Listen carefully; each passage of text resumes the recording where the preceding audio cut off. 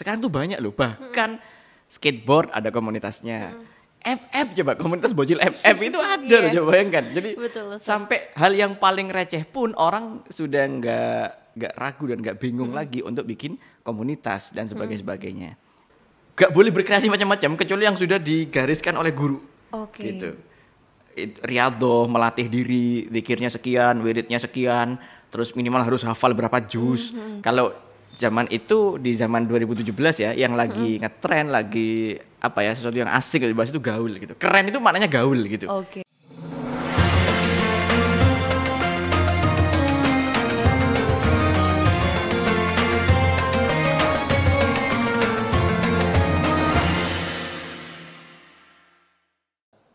Assalamualaikum warahmatullahi wabarakatuh, Sobat K. Kembali lagi di Dakwah Milenial K Radio bersama Ustadz Hutri.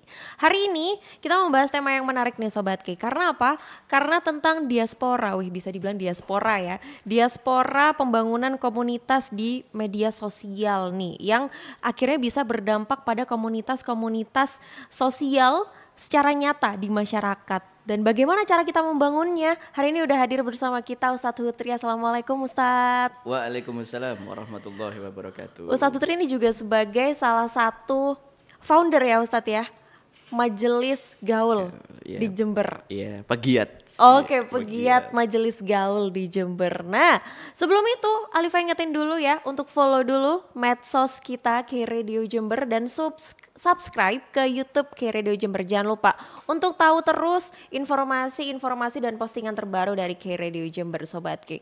Baik, langsung nih Pak Ustadz.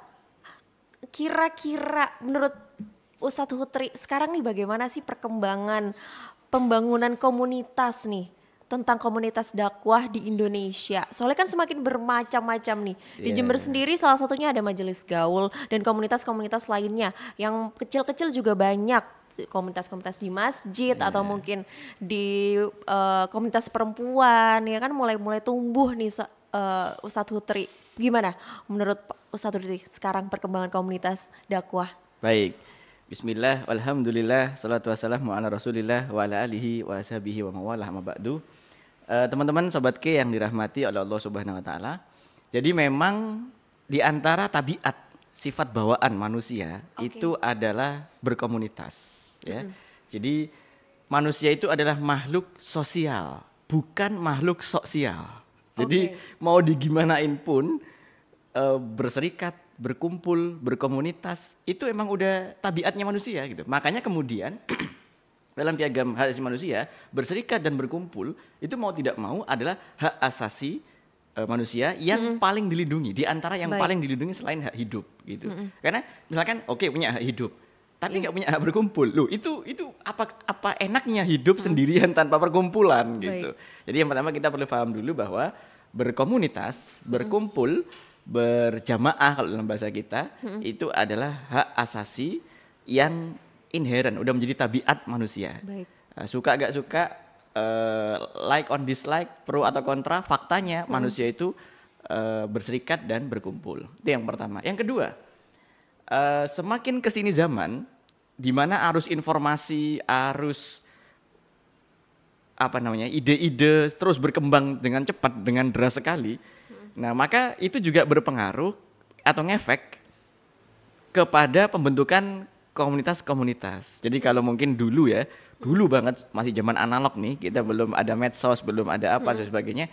Komunitas itu ya udah terwarisi dari yang udah zaman dulu-dulu gitu. Artinya apa? Misalkan komunitas orang-orang Sunda yang ada di Jember, komunitas orang-orang Batak yang ada di Jember dan sebagainya. Udah yang dari dulu ini udah dibikin kumpulannya begini gitu. Pun increasingnya, peningkatannya, penambahannya, jumlah anggotanya itu karena manual bersifat lama, one by one, satu persatu dan sebagainya. Nah, semakin kesini zaman, arus informasi begitu cepat, ide-ide juga terus berkelindan di tengah-tengah masyarakat dan sebagainya, sehingga itu juga memantik kreativitas dan memantik keinginan masyarakat, terutama anak muda nih, untuk berkomunitas-komunitas. Sekarang tuh banyak loh, bahkan skateboard ada komunitasnya.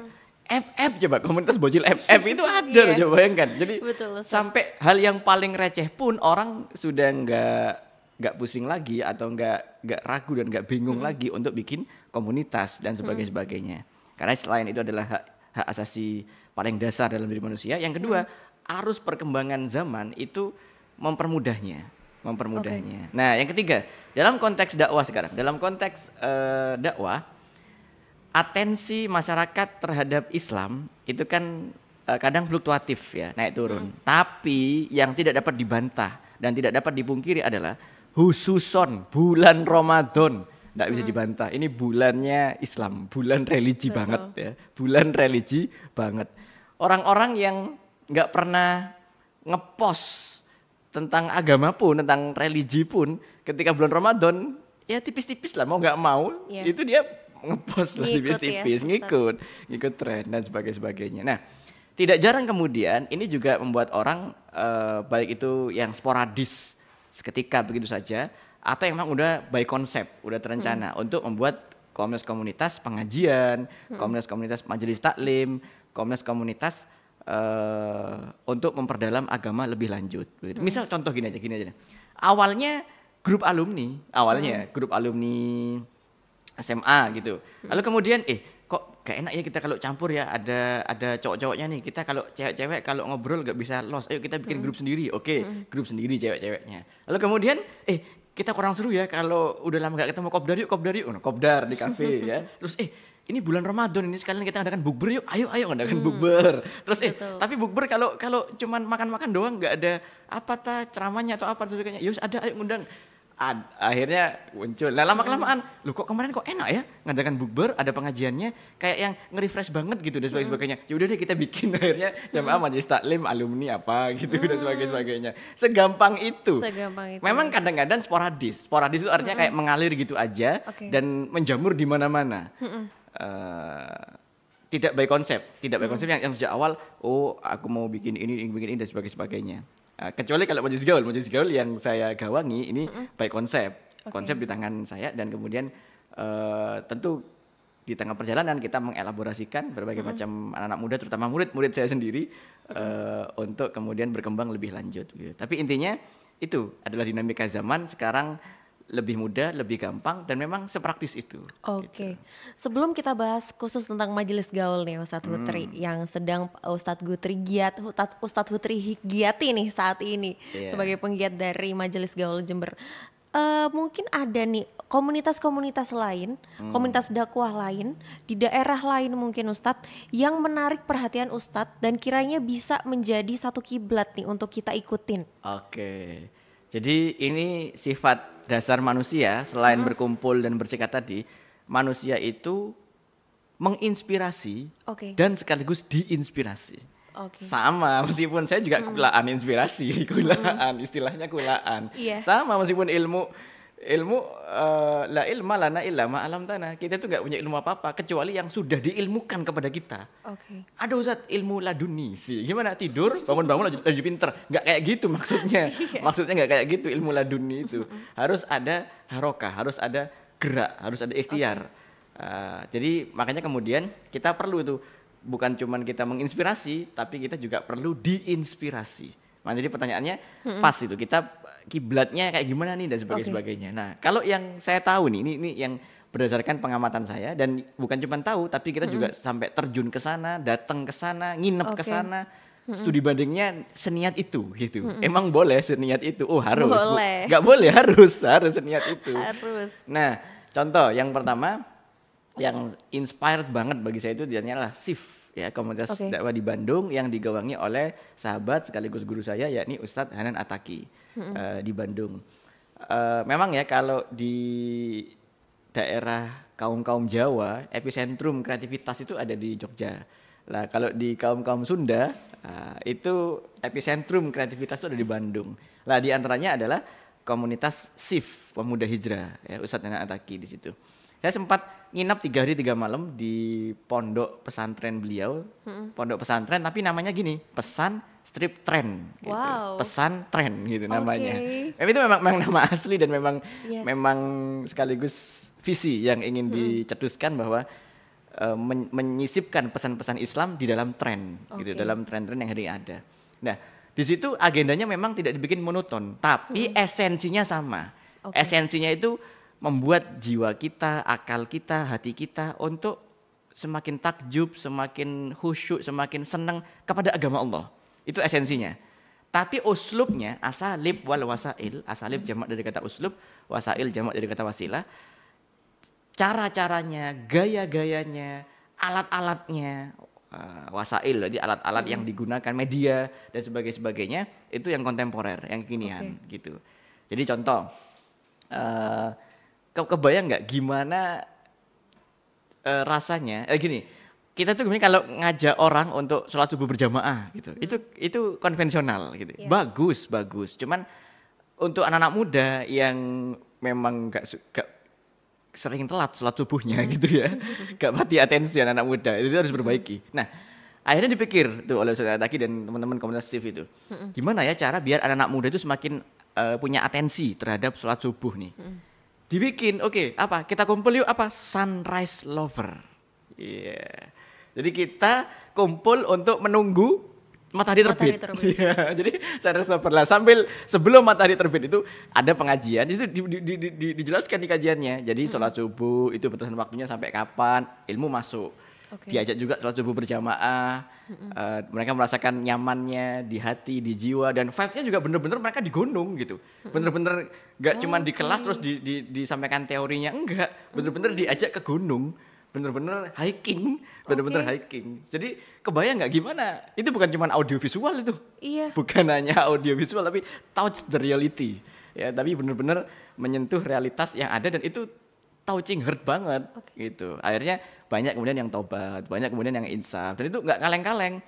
Para atlet volley, atlet skateboard, kemudian para seniman-seniman, para anak-anak nongkrong itu pada tobat. Dan kalau mereka udah tobat, jangan ditanya loyalitasnya ya. Ketika mereka udah tobat, udah punya dedikasi yang lebih tinggi terhadap agama, benar apa yang terjadi, membesar gerakan itu, gerakan Shift Pemuda Hijrah gitu. Itu di antara yang pertama. Yang kedua juga ada Majelis Taklim Sabilut Taubah, Gus Ikdam ya, itu di Jawa Timur Blitar, ya, di Blitar. Nah, dan banyak lagi yang lainnya di beberapa tempat yang lainnya. Masih ada waktu lagi Pak Ustadz, tapi setelah ini tetap di K Radio bersama Ustadz Hutri. Tahu nggak Sob, di bulan Ramadan ini kita dianjurkan untuk makan lebih sedikit, tidur lebih sedikit, dan beribadah lebih banyak.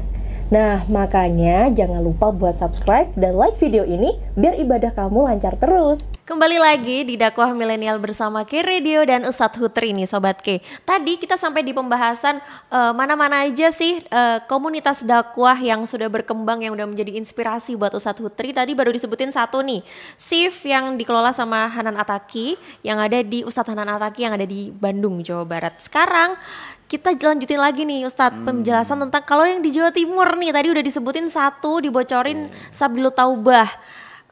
Promotornya Gus Ikdam nih ya. ST ya, ST-nya. ST kenceng nih. Ini ada di mana-mana nih, kaosnya semuanya pada pakai nih Ustadz. Mungkin bisa diceritain nih Ustadz. Iya betul. Jadi memang jadi gini, ketika kita melihat fenomena anak-anak muda ini kok gak religius ya sih gitu. Anak-anak muda ini kok gak rajin ngaji ya dan sebagainya. Sebenarnya enggak juga. Tergantung seberapa masuk kita kepada dunia mereka gitu. Nah, Gus Ikdam diantaranya yang turun gunung dari dimensi langit sih begitu ya, dari dimensi langit sebagai seorang Gus, lalu kemudian turun gunung untuk menyelami alam pikiran generasi muda, anak muda. Lalu kemudian dari segi gaya, dari segi bahasa. Dan itu bukan sekedar gimmick-gimmick retorik aja loh ya, enggak. Jadi itu ada ilmunya dan itu behavior, behavior. Karena ada emang kadang sebagian orang ingin ngikut gitu, gaya-gaya muda dan sebagainya. Enggak, itu tidak sekedar gimmick retorik aja. Itu benar-benar ada ilmunya dan benar-benar asli gitu, asli gitu. Nah, begitu itu masuk dari segi gaya bahasa, dari segi retorika, dari segi penyampaian, membumi ke kalangan anak muda, udah meledak ya, tinggal booming maksudnya, booming. Viral ya Ustadz. Akhirnya viral di mana-mana dan kemudian disukai di mana-mana, meskipun disukai itu bukan ending, disukai itu kalau dalam dakwah disukai oleh banyak orang atau viral itu bukan ending, bukan tujuan, tapi itu awal justru. justru itu awal untuk meningkatkan kesadaran masyarakat untuk lebih mengenal Allah Subhanahu wa taala. Begitu. Nah, Gus Ikdam cukup pandai menurut saya untuk kemudian membuat bahasa-bahasa yang simpel, mudah difahami dan itu masuk ke tengah anak muda. Dan anak muda senakal-nakalnya, sepreman-premannya begitu masuk dia tek gitu. Iya ya, ngena gitu lah, ngena gitu. Udah dia mau gak mau ikut repost, dia mau gak mau ikut ngajak temennya, ikut ngajak gengnya, ikut ngajak rombongannya dan sebagainya. Bahkan saya dengar tuh rutinannya per pekan, 1 pekan sekali itu dihadiri 13.000, 14.000 orang gitu. Ya. Gila banget. Betul. Untuk mau masuk ke rumahnya itu susah. Udah terblokade ya, susah Ustadz? luar biasa. Iya. Dan orangnya biasa aja, namanya biasa aja, nggak ngejar apa ya, supaya banyak pengikutnya atau terkenalnya, enggak. Tapi benar-benar dari hati ingin supaya agama Allah ini itu masuk ke theoretical of mind anak-anak muda. Lah PR-nya itu di situ sebenarnya sekarang. Oke. Kalau sekarang nih Ustadz, yang unik nih Ustadz, tadi kita bahas sebelum kita on cam nih, tentang salah satu pusat dakwah yang ada di Jogja nih Ustadz. Iya, baik. Nah, kalau tadi Jawa Barat udah, kemudian Jawa Timur udah. Nah sekarang Mataraman, Jawa Tengah dan Jogja. Yeah. Jawa Tengah dan Jogja. Iya, di Jogja itu ada satu komunitas namanya Real Masjid. Itu sebenarnya satu masjid yang pure dihandle oleh anak-anak muda. Mulai dari takmirnya, remaja masjid, ya jelas lah remaja masjid. Takmirnya itu 100% anak-anak muda. Bayangkan, setiap mereka mengadakan kegiatan, ketua panitianya itu tidak pernah lebih dari 20 tahun. Belasan tahun. Oke. Belasan tahun, 17 tahun jadi Usia panitia sekolah ya, Maulid Ustadz, ya? Nabi. Iya, 16 tahun jadi panitia Isra Mi'raj. 15 tahun jadi panitia talk show gitu-gitu itu. Katanya. Wow. Dan apa yang terjadi? Sebagian orang mungkin underestimate ya, sebagian orang melihat opo yo iso opo dan sebagainya. Faktanya bukan cuma iso opo, tapi hal-hal yang tidak pernah terfikirkan sebelumnya terfikirkan. Tapi ya masih normatif, masih dalam tataran yang diperbolehkan dalam pengembangan dakwah. Jadi begitu. Baik. Sampai saking aktifnya itu di Real Masjid itu, dan sampai saking out of the box. Di situ tuh masjid gak ada kubahnya, nggak kayak masjid bentuknya, tapi ada mihrab, ada tempat sholatnya. Lalu kemudian ada bioskop di dalamnya untuk memutar film-film Islam, untuk film para sahabat Nabi. Terus kemudian ada main pingpong dan yang lain-lainnya. Oke. Lalu sekarang kita tadi soal batasan ya Ustadz ya. Berarti emang kira-kira apa nih ya Ustadz? Batasan-batasan kalau misalnya kita ingin membentuk suatu komunitas yang khususnya komunitas dakwah nih Ustadz. Karena kan macem-macem ya sekarang. Seperti yang tadi kita bahas soal bagaimana komunitas alumni terus mengarah pada komunitas tausiah, komunitas one day one juice dan lain-lain. Itu ada batasan-batasannya tuh seberapa sih Ustadz? Oke. Ngomong-ngomong soal batasan, ini kayak semacam syurut ya, syarat term of reference, kayak syarat dan ketentuan berlaku isinya begitu. Nah, saya pernah diajarin oleh guru saya begini. Kalau bagi orang yang meniti jalan suluk, jadi memang dia itu pingin intens gitu ya, orang pingin intens, maka dia harus gak berbuat apa-apa, tidak berkreasi apa-apa, kecuali yang sudah diteladankan, sudah dicontohkan oleh gurunya. Gitu. Karena dia intensif, dia ingin benar-benar serius, jadi ulama gitu, ingin jadi ulama. Itu untuk orang-orang yang menempuh jalan suluk kepribadian. Artinya dia benar-benar kalau misalkan kayak TNI ya masuknya ya ke Secaba dan sebagainya. Kalau polisi ya ke Akpol gitu dan sebagainya. Udah ada jurusannya begitu. Nah, mereka-mereka yang nyantri itu memang harus intensif, serius dan sungguh-sungguh. Nah, tapi sekarang hati-hati, ente juga harus pengertian gitu kata guru Ana. Kalau mungkin Anda, dalam arti saya mengambil jalan yang ketat begitu maksudnya, nggak apa-apa silahkan karena memang ingin jurusannya ke situ dan sebagainya. Tapi kepada umat Islam, tapi kepada kaum muslimin seluruhnya, kaidahnya kebalik. Apapun boleh kecuali yang dilarang dalam agama. Jadi kalau yang tadi itu, kalau bagi yang intensif, yang menempuh jalan suluk itu harus gak boleh berkreasi macam-macam kecuali yang sudah digariskan oleh guru. Gitu.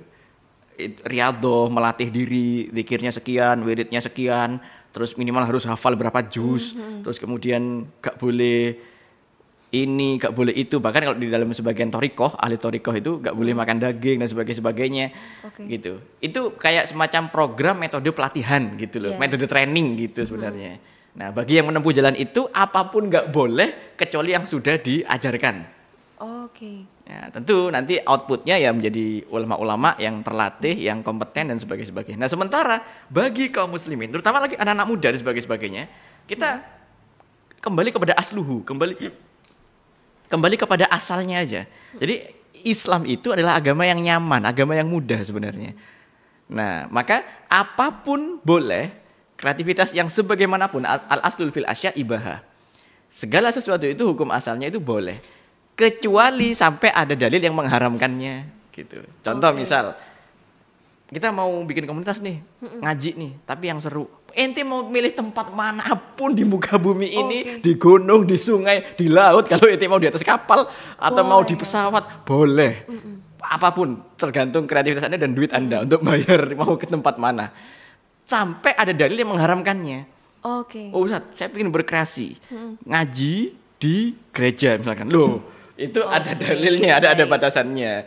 Bukan berarti kita nggak toleran. Justru ente nggak respect sama orang teman-teman Nasrani kita yang ada di gereja. Loh, kok di gereja, kok di ngaji-ngaji? Yang gereja biar kebaktian, biar itu respect kita kepada mereka. Sesuai pada tempatnya. Iya, nah itu baru ada dalilnya.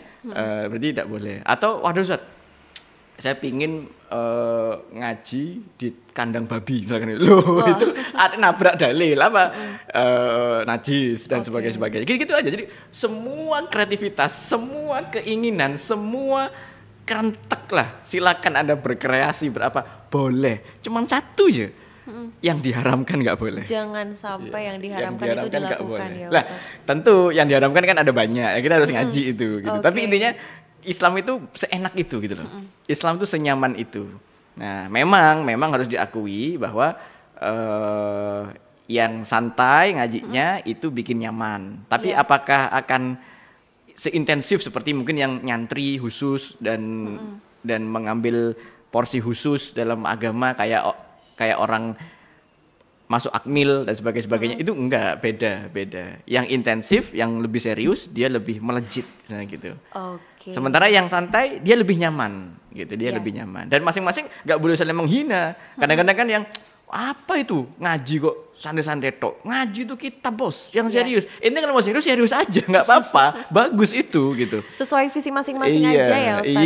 Nah, sebaliknya yang santai-santai juga enggak boleh ngece-ngece. Yang santai-santai apa itu? Ngaji kok cuman gitu-gitu doang, monoton. Minimal tempatnya Instagramable, bos, senggol dong gitu. Itu buat apa ngece-ngece? Ente mau serius aja, mau santai aja. Wis Islamnya gue enak aja nih. Yang bikin gak enak itu ego kita, gengsi kita, kesempitan pemahaman kita, itu yang bikin gak enak sebenarnya. Betul. Gitu. Masing-masing itu udah ada porsinya. Pokoknya tergantung dari asalkan tidak mendekati yang haram dan tergantung sama fokus kita masing-masing nih, sukanya di mana. Tergantung kesukaan kita karena Islam juga tergantung apa yang kita suka ya, Ustadz Hutri. Nah, karena kita udah bahas yang di Jogja, di Jawa Barat, di Jawa Timur, dari daerah di luar Jember. Setelah ini kita akan bahas dari yang di Jember. Jadi jangan kemana-mana, tetap di K-Radio. Sebelum lanjut nonton, Raffi ingetin lagi nih, jadikan video ini jadi titik balik dalam hidupmu. Share dan subscribe video ini untuk lebih banyak lagi yang mendapatkan manfaatnya. Lagi. Sebelum lanjut nonton video ini, Raffi ingetin lagi nih, jadikan video ini menjadi titik balik dalam hidupmu. Subscribe dan like video ini agar semua bisa dapat merasakan manfaatnya.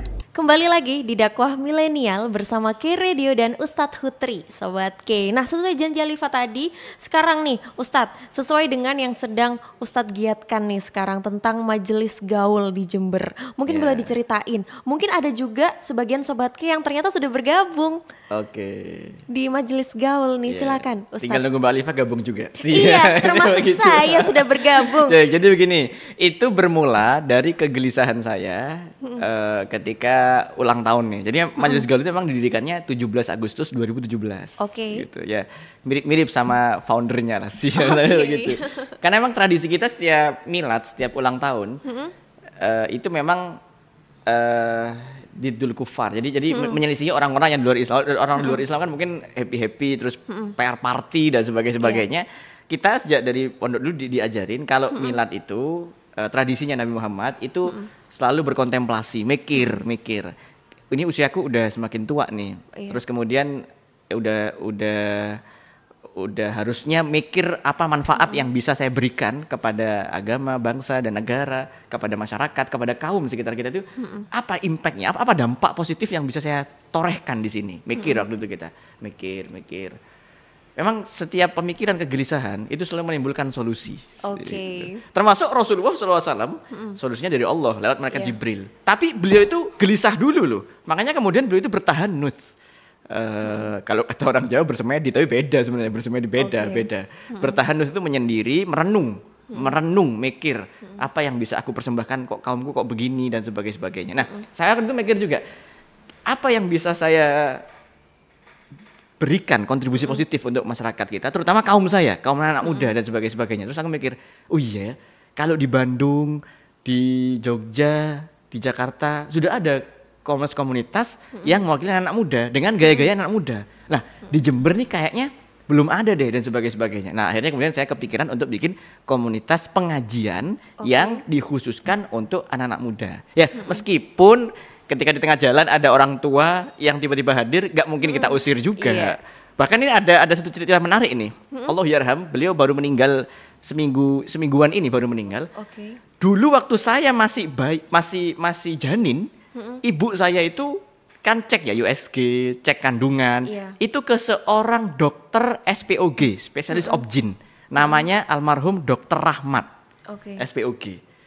Dan qadarullah apa yang terjadi? 3 tahun sebelum kewafatan beliau, Dr. Rahmat jadi jamaah, jadi donatur, jadi bahkan menyediakan diri, tempatnya dan hartanya untuk majelis gaul, gitu bayangkan. Jadi Dr. Rahmat yang dulu meriksa saya sebagai janin, nah itu malah ikut pengajiannya, gitu, ikut pengajian majelis gaul. Tapi beliau wafat sekitar 1 minggu yang lalu. Allah yarham, semoga Allah merahmati beliau. Nah, artinya orang-orang tua yang berjiwa muda mungkin ya itu tidak dilarang. Cuman segmentasinya memang anak muda. Lalu kemudian kita mikir, oke, ini pengajian. Artinya apa yang saya katakan tadi, by konsep memang, by konsep. Ini memang pengajian untuk anak muda. Terus apa namanya? Gitu. Apa namanya? Kalau zaman itu di zaman 2017 ya, yang lagi ngetren, lagi apa ya, sesuatu yang asik dibahas itu gaul gitu. Keren itu maknanya gaul gitu. Gaul banget awakmu, karena itu maksudnya keren gitu. Seperti itu zaman itu. Makanya majelis gaul. Band sing teko iku merasa keren gitu. Kayak band anak-anak itu gak keren ya, gak ngaji dan sebagainya gitu filosofinya. Tapi juga itu ada filosofi ilmunya, ada filosofi sakofahnya. Jadi tempat saya mondok dulu di Jombang, ketika pagi saya suka jogging. Nah, itu ada sebuah pondok, bukan pondok saya tapi di luar itu, tapi sekitar Jombang juga.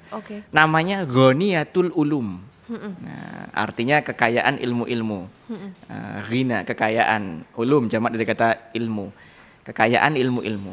Nah, majelis gaul singkatannya Ghoniyatul Ulum, kekayaan ilmu-ilmu. Asik. Jadi kita kalau anak-anak muda gak gaul lah, malah gak ngaji gitu. Tapi kalau ada kiai tanya, Ustaz, ini majelisnya ente ini apa ini? Majelis gaul, kiai. Apa itu? Ghoniyatul Ulum. Ya, masuk juga gitu loh, masuk juga ya. Jadi acceptable kan anak muda, tapi juga ada basic landasan sakofahnya. Jadi begitu. Kalau boleh tahu nih Ustadz, kegiatannya apa aja sih sebenarnya majelis gaul ini? Karena kalau Alifa tahu nih ya, setelah join di grup majelis gaul, ini emang banyak banget informasi dakwah-dakwah. Ya, itu kerjaan admin nyepam. Makanya sampai beberapa kali ini apa kali diajak lagi, diundang lagi. Tapi itu yang akhirnya mengundang beneran Ustadz, akhirnya bikin kita jadi pengen tahu, jadi pengen datang terus akhirnya. Bahkan seringnya tuh Alifa taunya karena waktu itu ada Ustadzah Halimah Alaidrus. Itu yang pasti paling menarik sih sebenarnya. Ini FYI ya, FYI. Admin majelis gaul itu atas instruksi saya juga. Itu diblokir beberapa kali. Artinya yang suka itu banyak. Tapi yang menganggap ini kayak spam itu juga banyak, sampai nomornya diblokir dan sebagainya. Tapi aku lihat ya itulah dakwah gitu, itulah dakwah. Kita nggak mungkin bisa menyenangkan hati semua orang, tapi paling nggak kita udah berusaha, gitu. Kita udah berusaha. Nah, kegiatannya apa aja? Yang pertama di kita itu dibagi jadi 3 ring, ring 1, ring 2, ring 3. Itu berangkat dari pemahaman kami ud'u wanas ala qudri ukulihim. Sampaikan dakwah ke tengah manusia berdasarkan kadar akalnya. Kita nggak mau dakwah ini terasa kesannya itu kayak maksa ke tengah anak muda. Jadi kita bagi 3 ring. Ring 3 yakni agenda-agenda umum yang sengaja dibikin akbar gitu ya, pengajian akbar, tabligh akbar, sharing akbar dan sebagainya. Yang itu memang kita ngundang bintang dari luar. Ya, contohnya kan ini diambil contoh Ustaz Halimah Idrus atau Ustaz Anataki atau yang lain-lain. Yang itu memang crowd event. Crowd event. Nah, di ring 3 itu agak longgar memang, agak longgar. Maksudnya apa? Yang dikaji bab-bab yang sangat umum, menggali inspirasi, terus kemudian motivasi, yang gitu-gitu. Dan memang itu crowd event. Memang yang penting banyak, yang penting datang wis, penting datang. Gak ada syarat-syarat, gak harus berapa juz, gak harus, oh kamu gak boleh riba, kamu gak boleh pacaran, gak boleh datang sama pacarnya. Itu masih belum, masih bebas. Baik. Di ring 3 itu inti mau datang, bahkan kadang sebagian temen itu datang nggak kerudungan gitu, nggak kerudungan, datang itu ring 3 memang diperbolehkan ya Ustaz, diperbolehkan ya mungkin kita usir ya paling kita tawarkan ini kami ada kerudung mau dipakai atau mboten gitu. Oh ya, mboten juga kita paksa gitu. Penting ring 3 ini datang dhisik gitu. Belum ada larangan peraturan atau apa enggak gitu. Nah, lalu kemudian di ring 3 ini kan ada yang kelihatan di situ, ada yang ingin intens, ada yang ingin lebih serius, ada yang istiqomah hadir. Loh kok iki arek iki kok sering hadir dan sebagainya. Itulah kemudian di kami itu selalu by data. Ada database-nya. Kelihatan, oh ini udah 5 kali hadir, 7 kali hadir. Loh kok responnya bagus, kok positif dan sebagainya. Nah, itu naik ke ring 2. Ring 2 ini yakni kajian-kajian yang tematik. Ulumul Quran, ulumul hadis, ulumul fikih. Yang udah mulai serius gitu ya, udah mulai serius. Nah, baru kalau naik di ring 2 ini udah mulai ada larangan-larangan. Ketika hadir ya nggak boleh muka aurat. Ketika hadir ya nggak pacaran. Terus kemudian ketika hadir ya serius lah. Apa namanya? Mulai dipupuk keseriusannya dan sebagainya. Tapi nggak ada absensi, nggak ada presensi. Ada yang mau hadir rutin, ada yang mau hadir bolong-bolong, ada yang mau nggak rutin.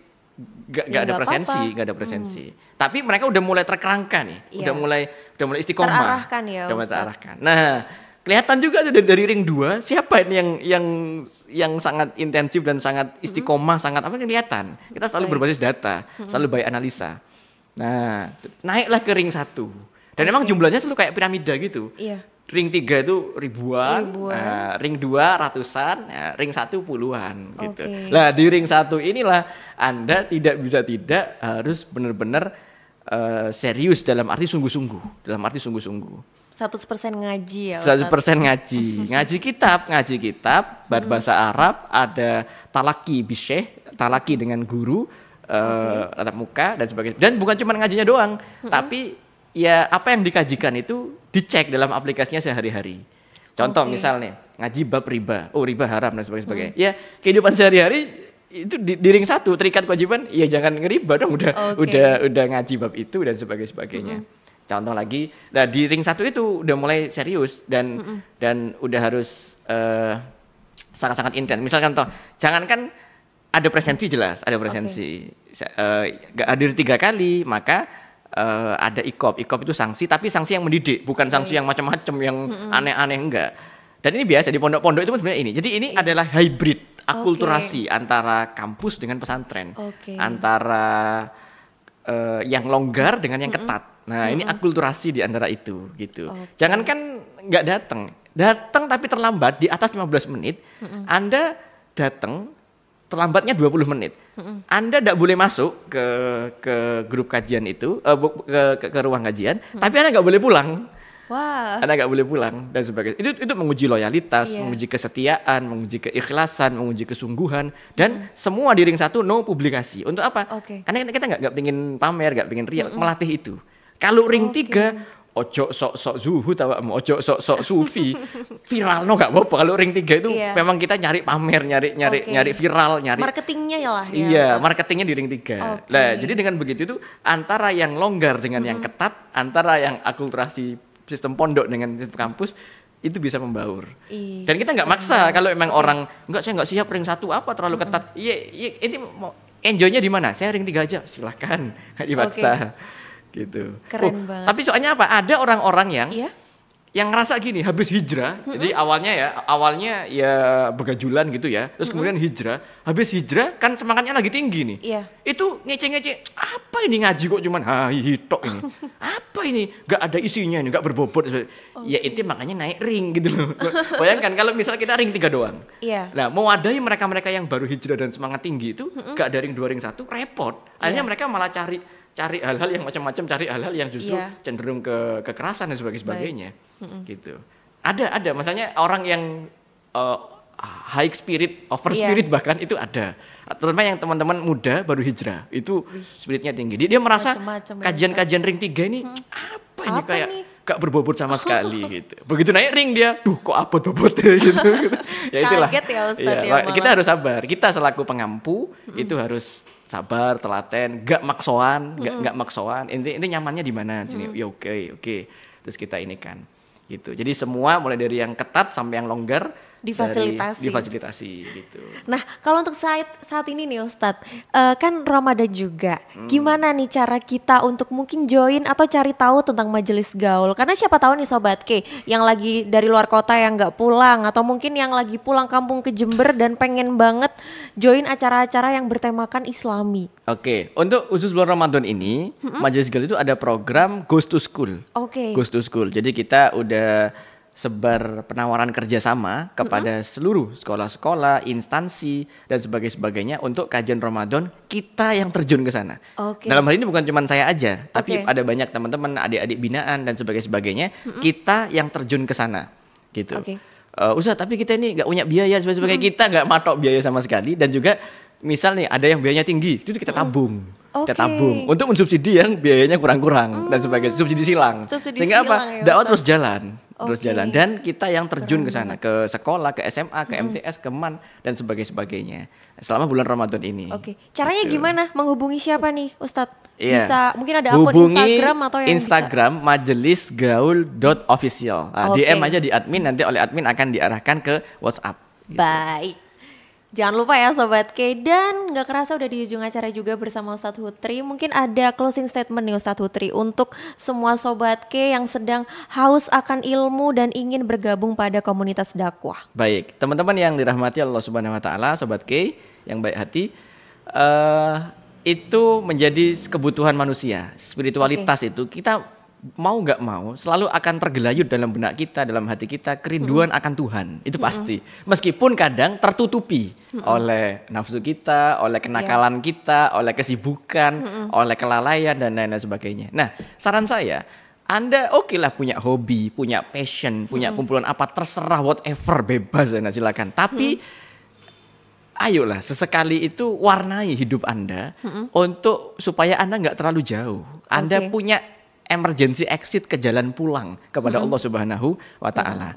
Kumpul dengan teman-teman soleh, teman-teman sahabat-sahabat taat. Meskipun kadang sahabat taat itu agak megelin ya, agak ngeselin. Ngeselinnya apa? Ojo ngono, haram. Dikit-dikit haram, dikit-dikit nggak boleh, dikit-dikit nggak boleh. Tapi itu justru wujud kasih sayang untuk menjaga kita agar tidak terjerumus ke dalam hal-hal yang tidak diperbolehkan. Gitu. Nah, dengan adanya komunitas, dengan adanya jamaah itu mempermudah kita untuk ini saatnya ngaji nih gitu.